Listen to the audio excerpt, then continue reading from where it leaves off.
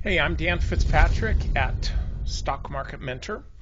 Um, I'm looking at Darden today, not because I like to eat, though I do, but the stock has been grinding kind of sideways. You can kind of draw the lines any way you want to get whatever you want, but so I'll give you my interpretation.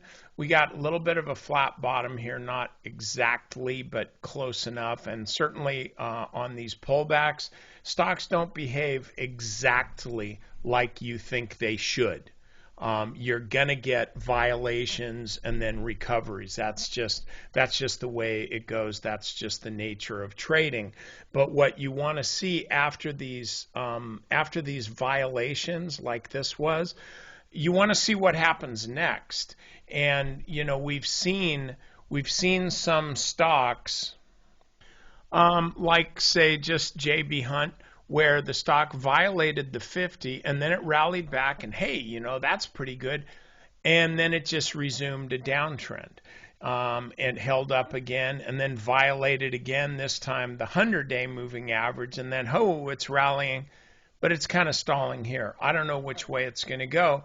But what I'm saying is this was a good tell that the stock was heading lower when it made this violation of the 50, barely got up above it, and then I remember drawing this line here as a neckline, which is why it goes to red right here.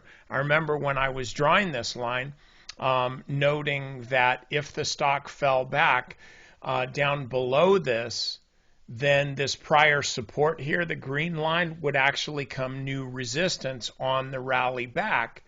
And that's exactly what happened. And so this is a case where you see a violation, and then that violation turned out to be prescient. It turned out to be a shot across the bow to where something bad happened. With Darden, you didn't see that. You see the stock pull back and then snap back immediately and keep going higher. So I look at this violation. I look at this thing right here. I look at this as a positive development. I look at this as a good technical event that should lead to higher prices. You look at it on a weekly chart, we're certainly in consolidation.